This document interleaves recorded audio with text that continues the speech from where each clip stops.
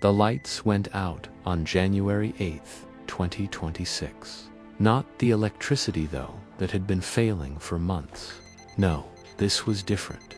This was the internet, all of it.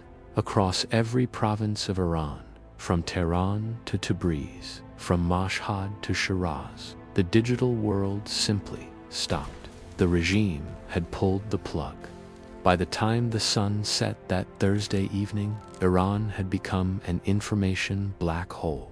No tweets, no videos, no messages to the outside world. The government called it a temporary security measure. Experts called it something else. The worst internet blackout in history.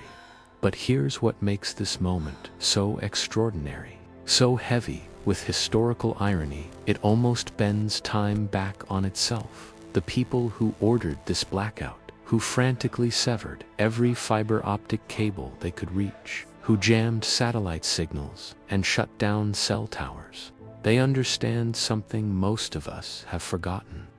They remember 1979. They remember how they won. And they're absolutely terrified that in 2026 they're about to lose the exact same way. This is the story of two revolutions, separated by 47 years, both fought over the same weapon, the microphone. Who holds it? Who hears it? And what happens when a government loses control of the one thing that matters most, the ability to tell their people what to think? In 1979, that weapon was a cassette tape. In 2026, it's a satellite signal. And between these two moments lies one of the most fascinating inversions in modern history. The hunter has become the hunted. The revolutionary has become the tyrant. And the technology that once liberated has become the technology that oppresses. But we're getting ahead of ourselves. Let's go back to Paris. 1978, where an old man with a white beard sat in a small house and changed the world with magnetic tape and a microphone. Picture Paris in 1978, the city of lights, the Eiffel Tower glowing against the November sky. And in a modest house in the suburb of Neufchâteau, an elderly cleric in a black turban recording messages that would topple a government 4,000 miles away. His name was Ruhollah Khomeini, and he was about to prove that in the age of information, geography meant nothing. The Shah of Iran, Mohammad Reza Pahlavi, controlled everything that mattered in 1978. He had the army, he had the police, he had Savak, his feared secret police that could make dissidents disappear in the night. He had billions in oil revenue. He had the support of the United States, the most powerful nation on earth. And critically, he had the media. In 1978, Iran, there was no internet, no social media, no cell phones. Information flowed through exactly 3 channels: newspapers, radio, and television. And the Shah controlled all 3 with an iron fist. His censors sat in newsrooms. His programming filled the airwaves. His portrait hung in every public building. The official narrative was the only narrative, or so he thought. What the Shah didn't understand, what authoritarian rulers never seemed to understand, that controlling the official channels doesn't mean you control the conversation. It just means you've forced the conversation underground, where it becomes more dangerous, more subversive, more powerful, precisely because it's forbidden. Khomeini understood this instinctively. In January 1978, the Shah made a fatal mistake. His government published a newspaper article attacking Khomeini, calling him a British agent, and worse. The insult sparked protests in the holy city of Qom.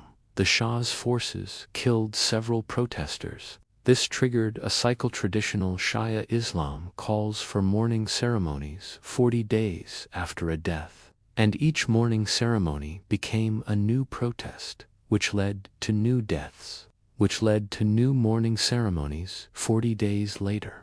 The revolution had found its rhythm, its heartbeat, timed to the ancient calendar of grief. But how do you organize a revolution when the government controls all communication? How do you coordinate nationwide strikes when every phone might be tapped, every gathering infiltrated?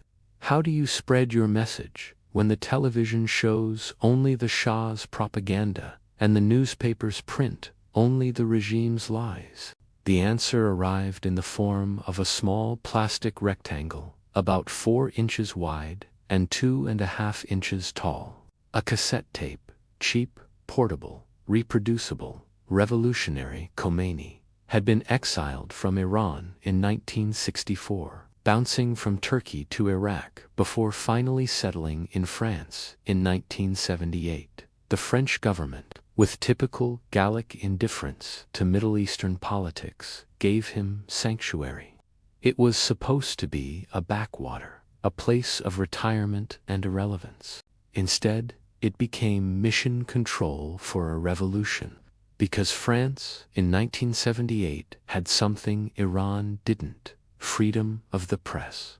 Khomeini could say anything he wanted, and crucially, France had technology, recording equipment, and a postal system that couldn't be fully controlled by the Shah. So Khomeini spoke into a microphone. The process was almost absurdly simple. Khomeini would deliver a speech or an interview. His aides would record it on a master tape using a real Turrell machine. Then they'd make copies onto smaller, standard cassette tapes, the kind that had become ubiquitous in the 1970s as Sony Walkmans and boomboxes spread across the world. These tapes would be smuggled into Iran through a dozen different channels, hidden in shipments of goods, carried by pilgrims returning from the Hajj, mailed to sympathetic clerics, handed off to airline crews. The tapes were small enough to hide anywhere in the lining of a suitcase, tucked into a shipment of carpets, concealed in a box of dates. Once a single cassette reached Iran, the real magic began. The tapes would arrive in Tehran or Qom or Mashhad and immediately be taken to someone with a tape deck and the ability to make copies. In basements, in the backs of shops, in private homes, the copying would start. 1 tape became 2, 2 became 4, 4 became 8. The multiplication was exponential, organic, impossible to trace. The Grand Bazaar became the distribution center for revolution. Think of it: miles of covered corridors, thousands of small shops, a merchant class that had existed for centuries, with networks of trust that ran deeper than any government surveillance could penetrate. The bazaars, the merchants, had their own code, their own system. They knew who could be trusted. They knew how to move goods without official records. And so the tapes moved through the bazaar like blood through veins. A merchant who sold clothing might slip a cassette into a customer's shopping bag with their new shirt. A spice vendor might include a tape with a purchase of saffron wrapped in brown paper alongside the precious threads. A carpet dealer might gift a tape to a good client, a token of appreciation that happened to contain the voice of an exiled Ayatollah calling for the Shah's overthrow. Within days of a tape arriving in Iran, thousands of copies would be circulating. Within weeks, tens of thousands. The Shah's Savik couldn't track them all. How do you surveil every cassette player in a nation of 35 million people? And here's the brilliance of the technology. A cassette tape requires no infrastructure, no broadcast towers, no electricity grid, no telephone lines, just a battery-powered cassette player, which by 1978, nearly every middle-class Iranian family owned. The revolution could be played in the privacy of your home, shared in a circle of friends. listened to in a taxicab as you drove through Tehran's traffic. Khomeini's voice, gravelly, authoritative, unwavering, became omnipresent. He spoke about the corruption of the Shah's regime. He described the suffering of the Iranian people while the royal family lived in obscene luxury. He invoked Islamic principles of justice and equality. He called the Shah a puppet of America, a traitor to Islam, an illegitimate ruler who had forfeited any right to govern, and crucially, he gave people permission to act. "The regime is illegal," he would say on these tapes. "You are not obligated to obey illegal orders. Rising up against tyranny is not just permissibly a religious duty for a religious population that had been taught to respect authority, to fear the government, to keep their heads down and survive." These words were revolutionary in themselves. An Ayatollah, a senior religious authority, was telling them that disobedience wasn't just acceptably, was holy. Researchers later estimated that the lag time between Khomeini recording a speech in France and its widespread circulation in Iran was as little as 9 hours. 9 hours from Paris to Persian. 9 hours from the mouth of the exiled cleric to the ears of millions. The Shah tried to stop it, of course. SAV-AK agents raided homes looking for tapes. They arrested people found with cassettes. They tried to trace the distribution networks, but it was like trying to stop water with your fingers. For every tape they seized, 100 more were already in circulation. And the Shah made another crucial mistake. He couldn't publicly acknowledge what was happening without making it worse. How do you tell your population, "Don't listen to these cassette tapes," without admitting that cassette tapes challenging your rule exist?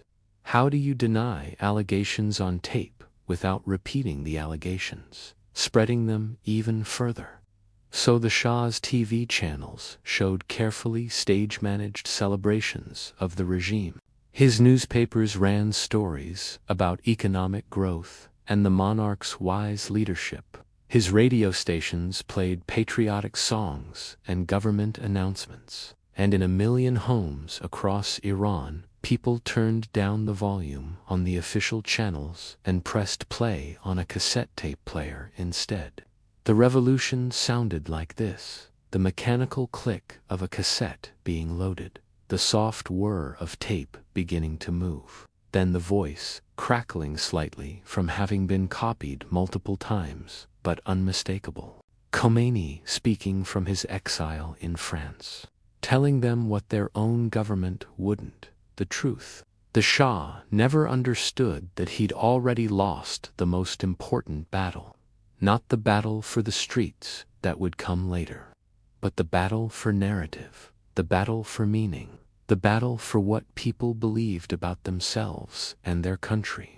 By the time the Shah realized cassette tapes were the primary engine of the revolution, it was too late. The consciousness had shifted, the story had changed, and no amount of control over television and newspapers could compete with the intimacy of a voice in your home, speaking truths you'd been forbidden to hear. In September 1978, the Shah declared martial law. Tanks rolled through Tehran. On September 8th, Black Friday soldiers opened fire on protesters in Yalahe Square, killing dozens, perhaps hundreds. The crackdown was brutal, systematic. Everything the Shah's American and British advisors had told him might be necessary. It didn't matter. The cassettes kept circulating. The bazaars went on strike, shutting down the economic heart of the nation.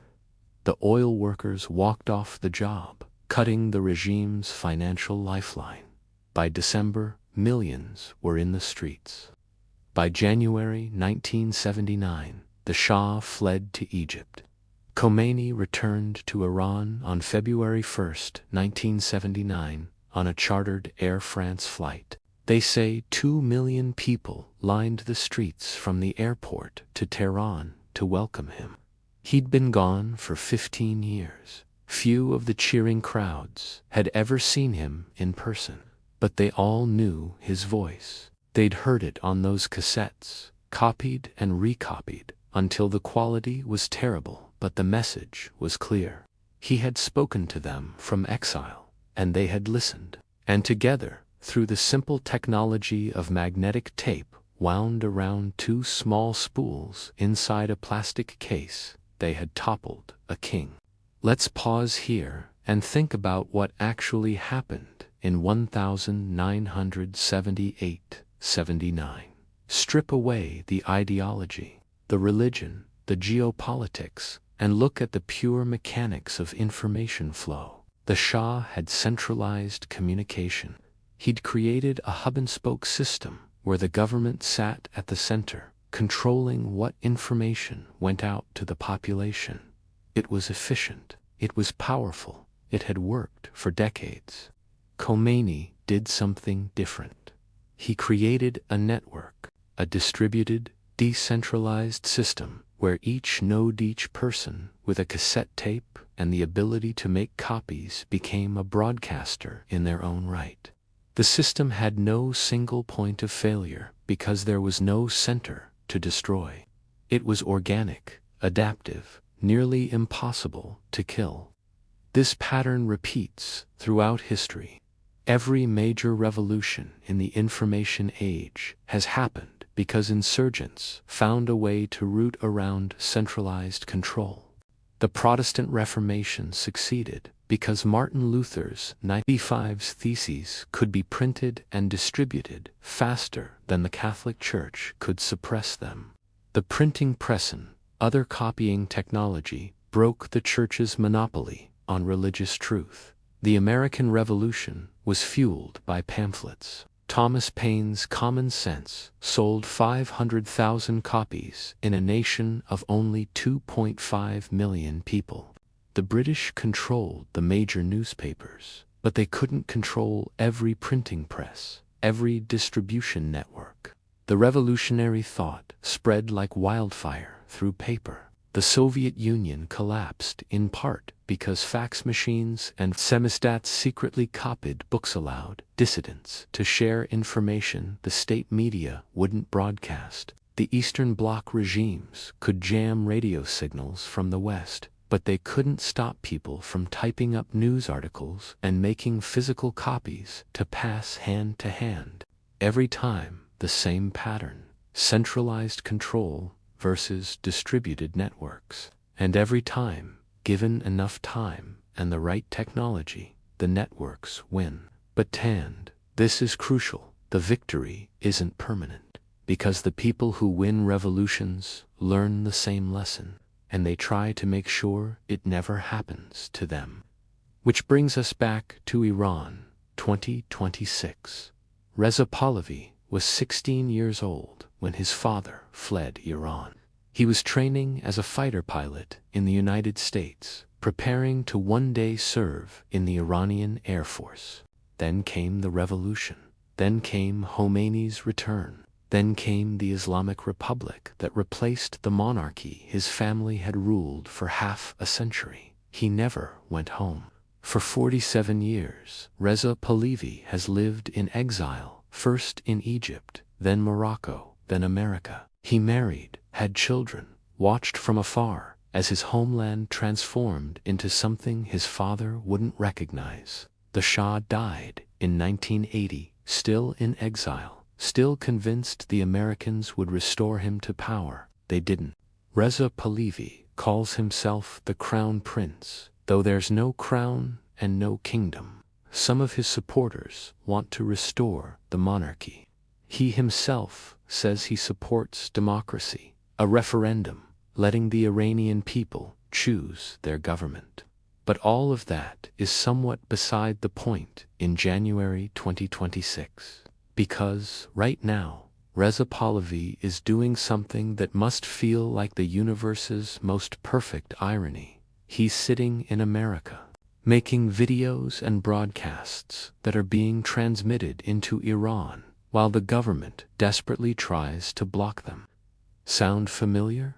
In 1979, his father, the Shah, controlled the television and radio, while Khomeini sent messages from France on cassette tapes. In 2026, Khomeini's successors control the internet, while Reza Pahlavi sends messages from America via satellite and social media. The roles have reversed completely. The revolutionary has become the establishment. The exiled prince has become the revolutionary. And the technology has changed, but the fundamental dynamic, who can speak and who can be heard, remains exactly the same. Let's talk about what happened in late 2025 and early 2026. The Iranian economy, never healthy even at the best of times, entered a death spiral. Years of sanctions, particularly after the United States withdrew from the nuclear deal, had been crushing. But in 2025, things accelerated.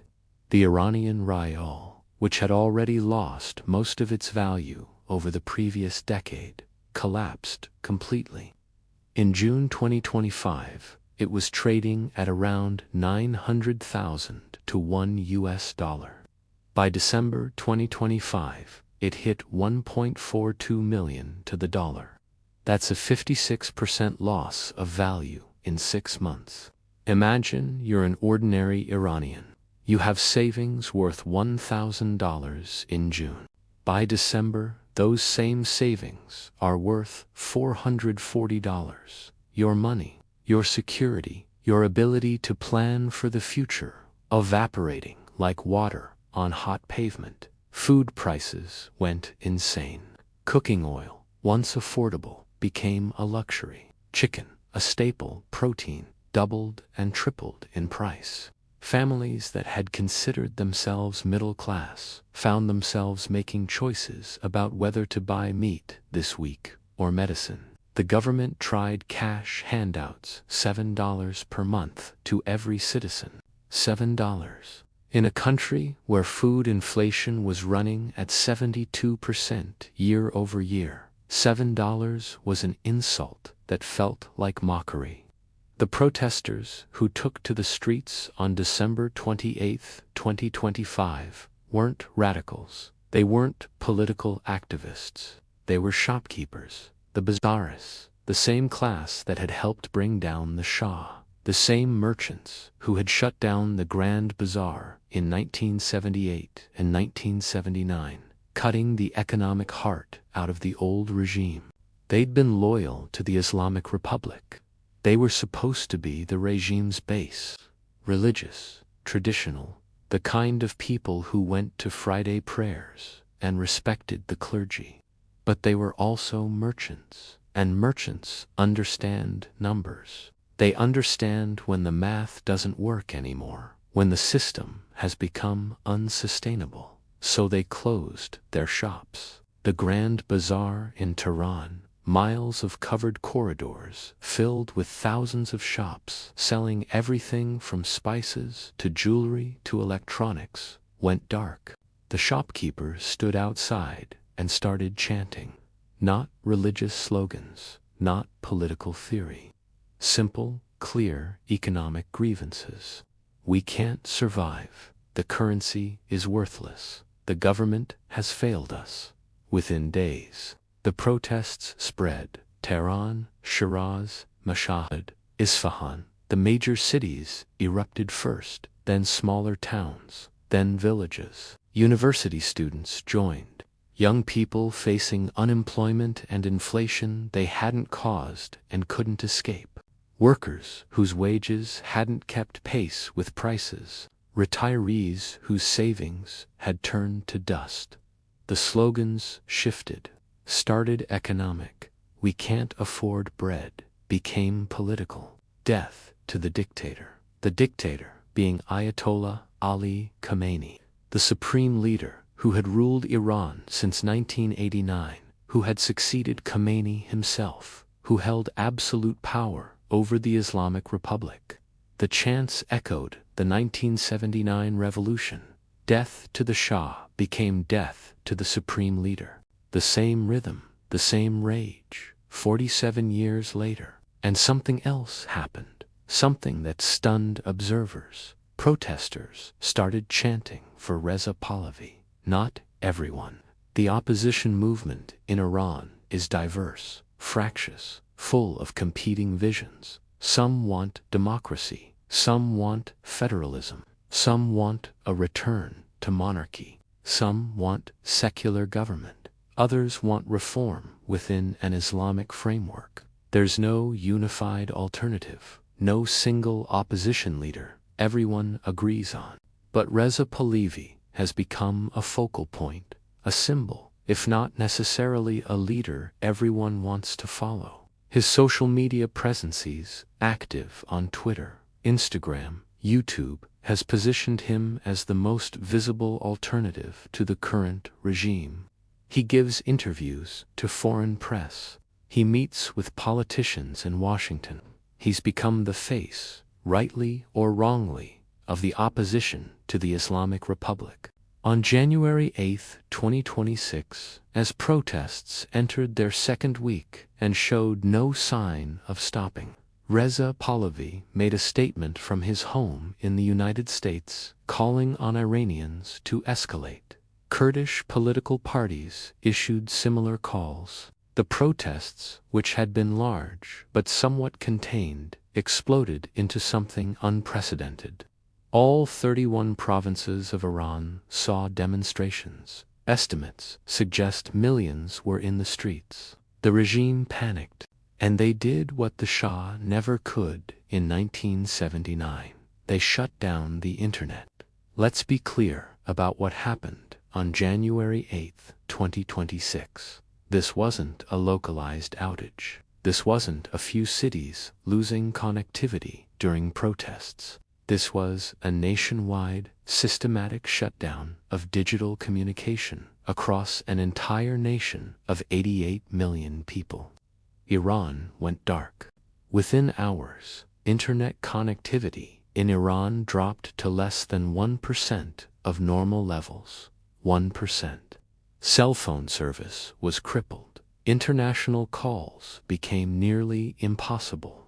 The digital window that had allowed Iranians to show the world what was happening, to upload videos of protests, to tweet about crackdowns, to coordinate demonstrations through encrypted messaging, apps slammed shut. Experts at NetBlocks, an organization that monitors internet freedom, called it the worst internet shutdown they'd ever documented, more severe than China's Great Firewall at its most restrictive, more complete than Russia's wartime censorship, more total than Myanmar's military government had achieved after their coup. The Iranian government had learned from 2022, during the Woman, Life, Freedom protests that erupted after Mahsa Amini died in police custody for allegedly wearing her hijab improperly. The regime had tried throttling internet service, slowing it down, blocking specific apps. It hadn't worked. The protesters had used VPNs to route around the censorship. Videos had still gotten out. The world had watched in real time as Iranian women removed their headscarves in public and young people faced down security forces in the streets. This time, the regime wasn't taking chances. If the internet had become the enemy's weapon, then the internet itself had to die. They cut undersea cables. They disabled cell towers. They shut down the data centers that connected Iran to the global network. The country became, in digital terms, an island, isolated, cut off, unable to communicate with the outside world except through the most primitive means. Imagine what that means in 2026. Your smartphone, the device you use for everything from navigation to news to contacting your family, becomes a brick. Your social media goes silent. The group chats where you coordinate with friends. The messaging apps where you talk to relatives abroad. The news feeds that told you what was happening in your city and your country, all gone. In the developed world, we've become so dependent on digital connectivity that its loss feels almost like losing a sense, like going blind or deaf. Suddenly, you don't know what's happening 3 blocks away, let alone 3 cities over. You can't call for help. You can't warn others about danger. You can't tell your story. And that's exactly what the regime wanted. Because information is a weapon, and the Islamic Republic understood what the Shah had failed to grasp. You can't win a propaganda war if your enemies can broadcast their message freely. The world had watched Iran in 2022. Western media had shown the protests, the crackdowns, the brave young women standing up to the religious police. The international community had imposed additional sanctions, had voiced support for the protesters, had made the regime a pariah even more than it already was. The regime didn't want a repeat, so they did something the Shah couldn't do in 1979. Because the technology didn't exist yet, they severed the communications network entirely. But here's where it gets interesting. Because the blackout, as comprehensive as it was, wasn't complete. Videos still leaked out. Social media posts still appeared, time-stamped from Iran. How? 2 words. Starlink. Elon Musk's Starlink satellite internet constellation was originally designed to provide broadband connectivity to rural and remote areas. The promise was simple. If you have a clear view of the sky, you can get internet. No fiber optic cables needed. No cell towers. No infrastructure that a government can easily control or shut down. The system works through thousands of satellites in low Earth orbit, each one communicating with user terminals on the ground. The terminals' small satellite dishes, often called dishy, can be set up almost anywhere.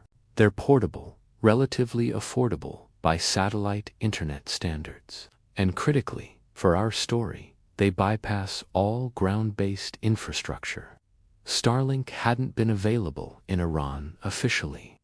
The service requires authorization for export due to U.S. sanctions.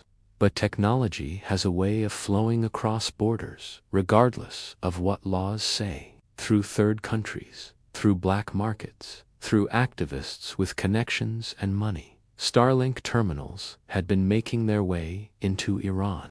When the Islamic Republic shut down the internet on January 8th, those Starlink terminals became the most valuable pieces of technology in the country. Think about it. The regime had spent enormous resources and political capital shutting down every way to connect to the global internet that they could control. Undersea cables, cell towers, disabled, land-based internet service providers to cease operations or face criminal charges. They'd essentially cut the entire country off from the World Wide Web. But they couldn't cut the connection to satellites 20,000+ feet overhead. They couldn't jam every signal. Starlink uses sophisticated frequency hopping and beamforming technology that makes it resilient to interference. They couldn't find every terminal. There were likely thousands scattered across the country, each one capable of providing internet to a small group of users. The regime tried. Reports suggested they were using electronic warfare equipment to jam satellite signals in major cities. Iranian state media claimed they'd successfully disabled many Starlink terminals. Maybe they had, but they couldn't get them all, and so the information kept flowing, diminished but not dead. Videos appeared online showing massive protests in Tehran, Isfahan, Shiraz. Protesters dancing around bonfires, crowds chanting death to the dictator, police responding with tear gas, with rubber bullets, with live ammunition, bodies in the streets. mourners at funerals that turned into new protests. These videos were grainy, OFTEN, low resolution. The Starlink connections were being shared among many users. Bandwidth was at a premium, but they were real. They were evidence. They gave the lie to the Iranian state media's claims that the protests were small, isolated, the work of foreign agents and terrorists. The parallel to 1979 is almost too perfect to believe.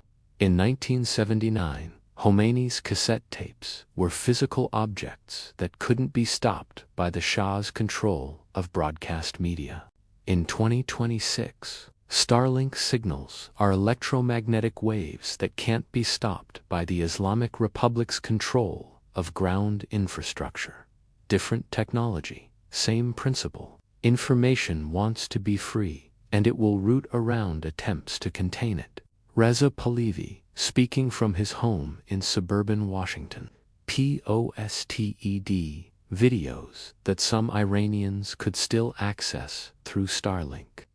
He called for a national strike, for civil disobedience, for perseverance. His tone was measured, careful. He's always aware. He's speaking to Western audiences, as well as Iranians, always trying to position himself as a democrat rather than a would-be dictator. But the substance was revolutionary. The regime is collapsing, he said in one video that went viral in whatever corners of the Iranian internet still functioned. They have shut down the internet because they fear you. They fear your voices. They fear the truth. Hold strong. The world is watching, even if they try to block your connection. We are with you. The irony must not be lost on the elderly clerics and Revolutionary Guard commanders running Iran. Their entire legitimacy rests on the 1979 revolution. They are, by their own mythology, the heroes who threw off the yoke of a tyrannical, Western-backed monarch. They overcame censorship and repression. They spoke truth to power using cassette tapes and grassroots organizing. Now they're the ones censoring. They're the ones repressing. They're the ones desperately trying to stop people from communicating, from organizing, from speaking truth about what they're experiencing. And the son of the Shah they overthrew is using technology they can't fully control to reach into Iran and tell a story they don't want told. The hunter has become the hunted. Let's zoom out for a moment and talk about what this all means. What we're watching in Iran, both in 1979 and in 2026, isn't really about cassette tapes or satellite internet. It's not even primarily about economics or religion or monarchy versus theocracy. Those are important, yes. They're the surface reasons, the visible motivations. But underneath is something more fundamental. The eternal war between those who hold power and those who want to change the story that power tells about itself. Every government, democratic or dictatorial, rests on a narrative, a story about who we are as a people, why we should obey this particular set of rules, why these specific people deserve to make decisions for everyone else. In democracies, the narrative includes concepts like the will of the people and free and fair elections. In dictatorships, it might be the divine right of kings, or the vanguard of the revolution, or stability and strength. The narrative is everything. Lose control of the narrative, and you lose everything else eventually. The Shah's narrative was, I am modernizing Iran. I am bringing progress, education, economic development. Yes, there are sacrifices. But look at the hospitals we're building, the universities, the industries. Iran, under the Pahlavis, is becoming a great power. Khomeini's counter-narrative was, the Shah is a puppet of America. He's betrayed Islamic principles for Western decadence. The wealth goes to foreign companies and corrupt elites, while the people suffer. The only way forward is to return to authentic Iranian Islamic governance. For a long time, the Shah's control of media meant his narrative dominated. But the cassette tapes allowed Khomeini's counter-narrative to spread. And once enough people heard it, once enough people came to believe it, the Shah's physical power, his army, his police, his oil money couldn't save him. Because power ultimately rests on consent, even in dictatorships. When enough people stop believing the story, stop obeying the rules, the system collapses. The Islamic Republic in 2026 faces a similar problem. Their narrative has been, "We brought Islamic governance. We threw off Western imperialism." Yes, there are hardships, sanctions, regional conflicts, economic struggles, but these are the result of external enemies, not our failures. Stay strong, stay faithful, and we will prevail. For decades, enough Iranians believed this story, or at least accepted it, or at least feared the alternatives enough to not actively resist. But narratives can erode. The Islamic Republic is now 47 years old, exactly the same age the Pahlavi dynasty was when it fell. A whole generation has grown up knowing nothing but the Islamic Republic. They don't remember the Shah. They don't remember what life was before 1979. All they know is now, the restrictions, the economic pain, the corruption, the gap between the principles the regime claims to uphold and the reality they live. When protesters chant death to the dictator, they are not rejecting 1979. Many of them embrace what they see as the original ideals of that revolution: justice, dignity, freedom from foreign interference.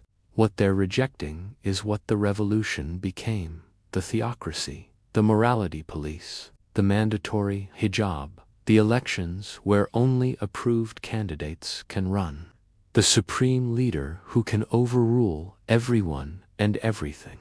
They're saying, you've become what you replaced. You're the new Shah, just with different titles and a different ideology. And the regime knows this.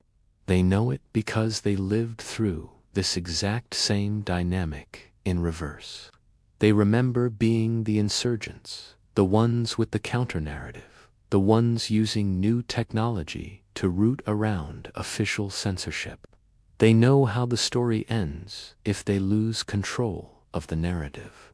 So they cut the internet. They shut down the flow of information.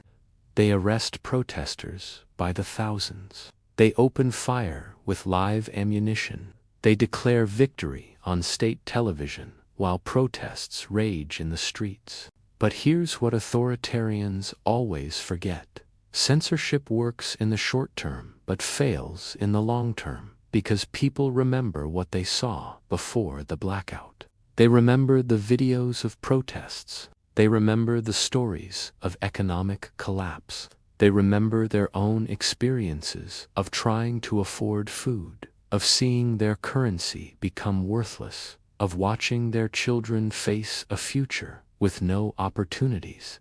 You can shut down the internet, but you can't shut down human memory.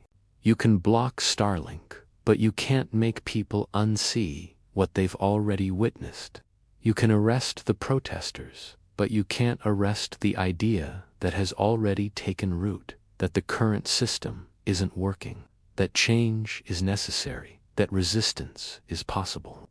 The cassette tapes in 1979 weren't really the revolution. They were the catalyst, the medium, the technology that allowed the revolutionary idea to spread faster than the Shah could suppress it.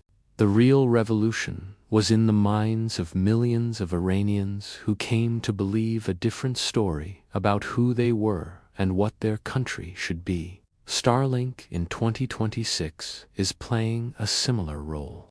It's not the revolution itself. The revolution is the economic desperation, the political grievances, the desire for change, but it's the technology that's allowing the revolutionary narrative to survive despite the regime's best efforts to kill it.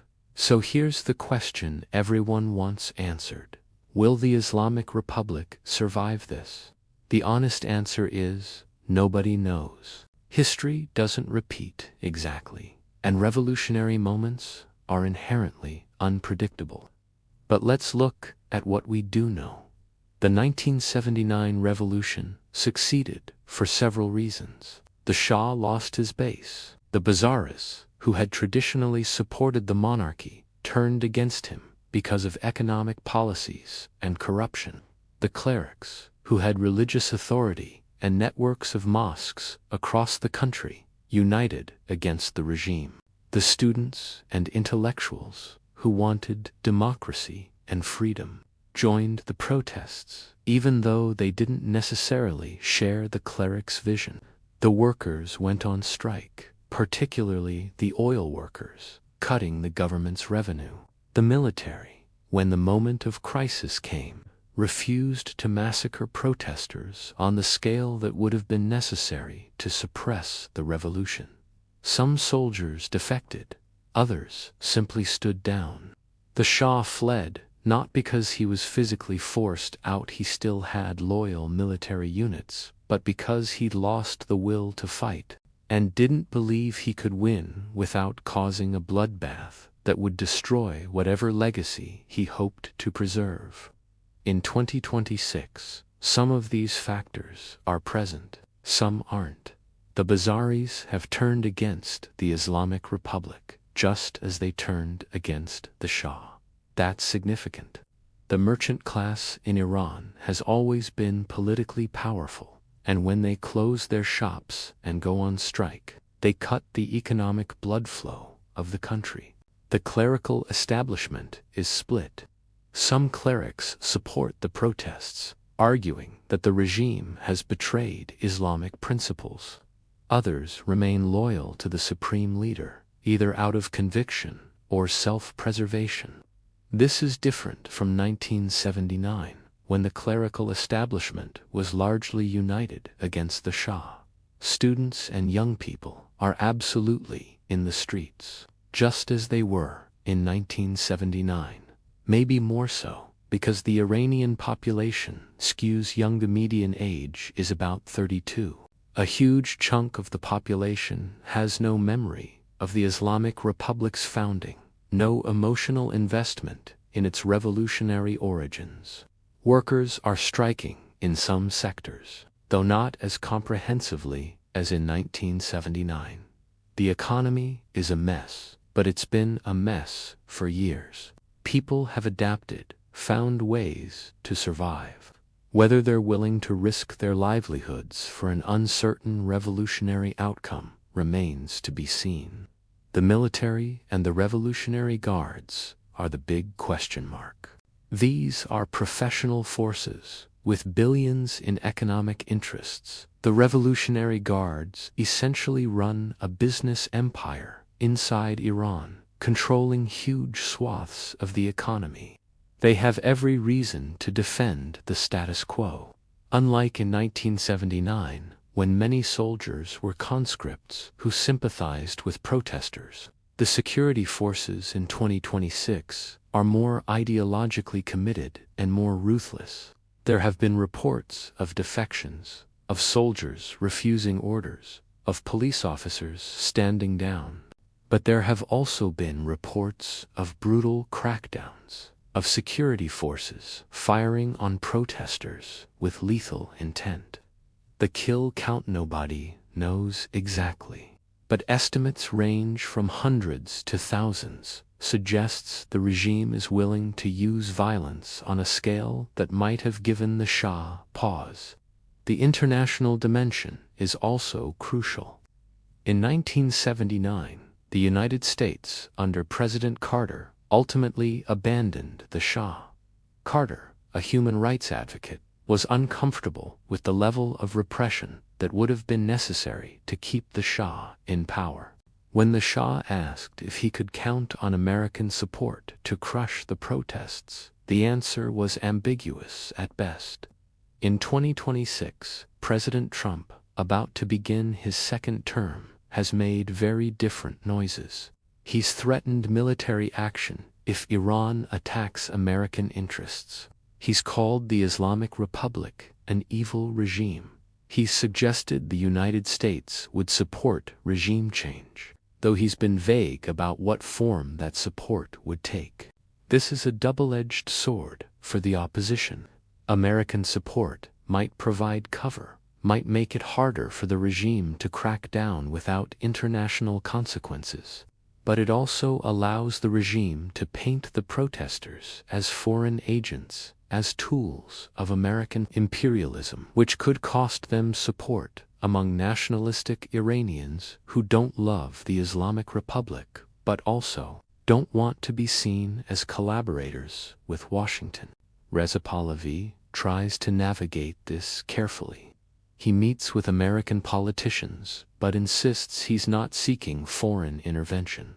He wants support, but not invasion. It's a difficult line to walk, and it's not clear he's succeeding. Then there's the nuclear question. Iran has been enriching uranium for years. Intelligence suggests they're perhaps weeks or months away from having enough fissile material for a weapon, if they chose to weaponize their program.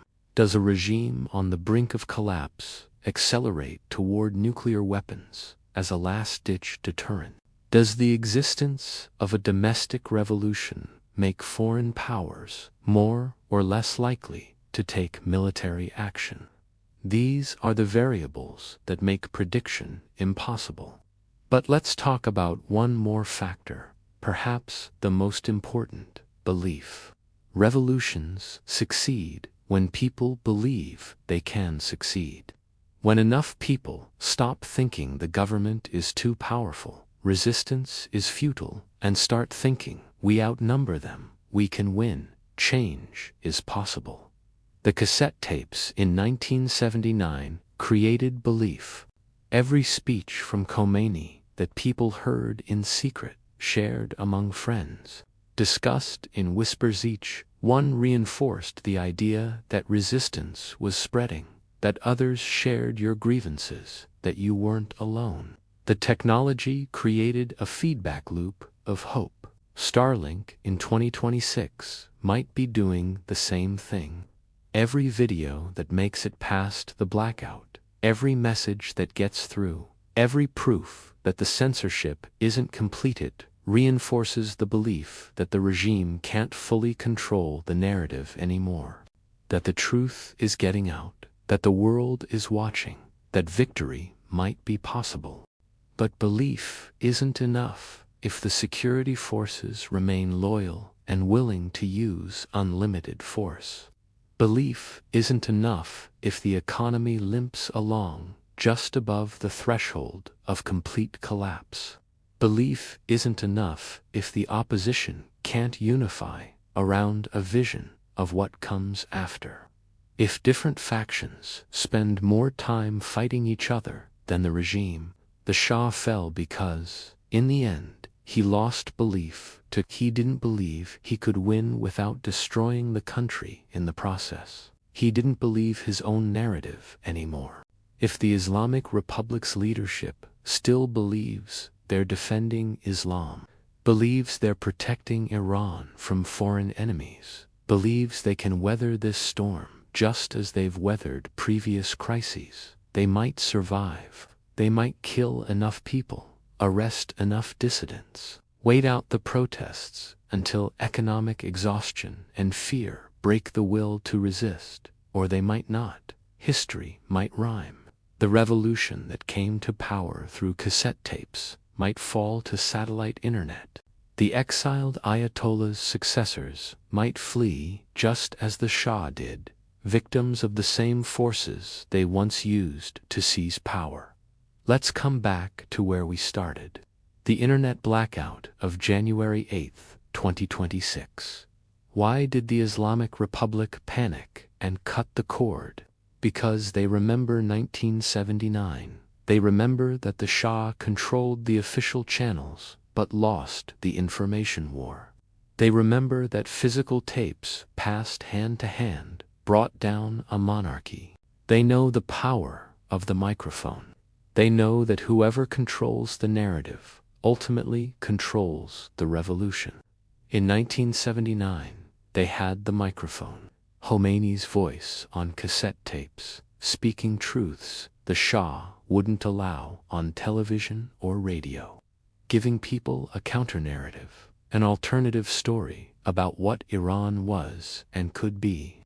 In 2026, they're trying desperately to grab the microphone back, to silence the protesters, the videos, the social media posts showing the regime's repression and the people's resistance, to ensure the only voice is the state media's voice, declaring victory, announcing calm, claiming the protests are small and foreign-inspired. But here's the thing about microphones in the digital age. They're everywhere. Every smartphone is a microphone. Every satellite terminal is a broadcasting station. Every person with a story to tell is a potential narrator of history. You can shut down the internet in one country, but you can't shut down the internet everywhere. Videos that make it out to neighboring countries, 2 activists abroad, 2 journalists in free societies, they'll be amplified, rebroadcast, sent back into Iran through whatever channels remain open. The cassette tapes in 1979 were one-way communication. Khomeini spoke, people listened. The revolution had a clear voice, a singular narrative. The internet in 2026 is many too many, thousands of protesters, each with their own story, their own video, their own message. No single leader, no unified voice, just the chaotic, decentralized reality of millions of people speaking at once. The Islamic Republic might prefer Khomeini's Model 1 voice they could target, one leader they could arrest or kill or discredit. Instead, they face a hydra, cut off one connection, and 10 more appear. Arrest one person with a Starlink terminal, and someone else sets up a new one. Jam satellite signals in one city, and videos come out from another. This is the paradox of information control in the modern age. The tools of censorship have never been more sophisticated. China's Great Firewall, Russia's internet crackdown, Iran's blackout. But the tools of resistance have also never been more powerful. Encryption, satellite internet, VPNs, distributed networks that can route around censorship. It's an arms race, and it's not clear which side has the advantage. What is clear is that the Islamic Republic is terrified. Terrified enough to cut Iran off from the global economy, from international communication, from the digital infrastructure that modern nations depend on. Terrified enough to accept the massive economic and diplomatic costs of a total internet blackout. Terrified enough to show their own people and the world that they're willing to isolate Iran completely rather than allow free information flow. That fear is telling. It reveals what the regime knows in its bones. They're not winning the information war. The narrative is slipping away from them. And without the narrative, without the story that legitimizes their rule, all they have left is violence and censorship. That might be enough. It's certainly been enough for other regimes. North Korea has survived for decades with total information control and massive repression. Syria's Assad is still in power after a brutal civil war. Venezuela's government persists despite economic collapse and mass emigration. Alternatively, the fear might be warranted. Every day the blackout continues. Every video that leaks out, every story of regime brutality that spreads despite the censorship hit, erodes the regime's legitimacy a little more. And once legitimacy is gone, once people stop believing the government's right to rule, the end can come very quickly. Ask the Shah, ask the Soviet leadership, ask the Romanian dictator, Ceausescu, who went from absolute power to executed in the span of a week when the Berlin Wall fell and his people's fear finally broke. There's something almost cosmically funny about the situation Iran finds itself in. Not funny, haha. Obviously people are dying in the streets. An entire nation is suffering under economic collapse and political repression. But funny in the way that history sometimes has a dark sense of irony. The Islamic Republic came to power by breaking a government's monopoly on information. Now they're desperately trying to maintain their own information monopoly. They vilified the Shah as a Western puppet. Now they're accused of being an equally repressive dictatorship, just with different ideology. They used cassette tapes, cheap, distributed, impossible to fully control, to spread their message. Now their opponents use satellite internet with exactly the same characteristics. Cheap, relatively, distributed, impossible to fully control. Khomeini was an old man in exile, speaking into a microphone in a house in France, leading a revolution from thousands of miles away. Reza Pahlavi is a middle-aged man in exile, speaking into a camera in a house in America, trying to lead a revolution from thousands of miles away. The parallels are so precise they almost feel designed. But history isn't designed. It just occasionally rhymes in ways that make you wonder if someone up there has a sense of humor about human folly. The real lesson, if there is one, isn't about Iran specifically. It's about power and information and technology. Every generation thinks its technology is different, that the rules have changed, that this time will be different from the past, but the fundamentals remain constant.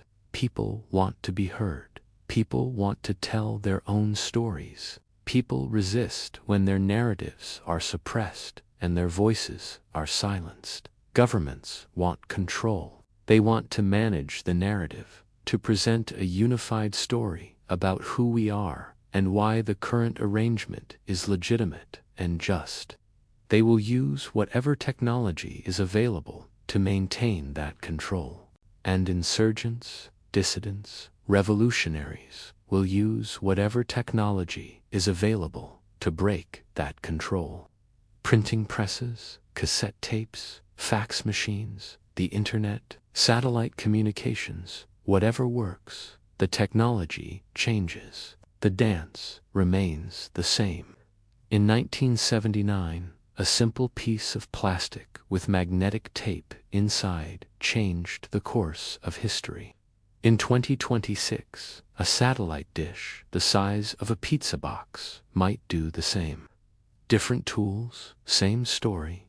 Information wants to be free, and people will find a way to share it. The Islamic Republic is learning what the Shah learned too late. You can't kill an idea by cutting a cable. You can't stop a revolution by controlling the infrastructure. Because the revolution isn't in the technology. It's in the minds of the people who've decided they want something different. The cassette tapes didn't overthrow the Shah. The Iranian people did, using cassette tapes as their tool. Starlink won't overthrow the Islamic Republic if it falls. The Iranian people will, using Starlink as one of their tools. The microphone, literal or metaphorical, is just a tool. What matters is who's speaking, what they're saying, and whether anyone is listening. In 1979, millions of Iranians listened to cassette tapes and decided the Shah had to go. In 2026, millions of Iranians are looking at videos that made it past the blackout, listening to messages from people who sound like them, who share their grievances, who articulate the frustrations they've been afraid to speak aloud, and they're deciding something. What exactly? We won't know until it's over. But here's what the Islamic Republic knows what keeps them up at night. what made them pull the plug on the entire internet. Once people start listening to a different story, once they start believing in a different narrative, the old story can't be reimposed by force alone. You can arrest the speakers, but you can't arrest the speech. You can shut down the internet, but you can't shut down human memory and human desire for change. The Shah tried to control the story and failed. The cassette tapes won. The Islamic Republic is trying to control the story now. Whether they'll succeed where the Shah failed remains to be seen. But one thing is certain. History has noticed the irony. The revolution that won with cassette tapes is fighting for its life against satellite internet. The exiled Ayatollah's regime is being challenged by an exiled prince using tactics the Ayatollah pioneered. The game is the same. Who has the microphone? Who gets to tell the story? Who do people believe? In 1979, the answer was the old man in France with the cassette tapes. In 2026, the answer is being written in the streets of Iran, in the videos that leak past the blackout, in the decisions of millions of people about whether to believe the government's story or trust their own eyes and their own experiences. History hasn't ended. It's just repeating itself with better technology and a keener sense of irony. The microphone changes hands, but the song, freedom, justice, dignity, the human desire to live under rulers they've chosen and stories they believe, that song is eternal, and no blackout, no matter how complete, can silence it forever. Good night.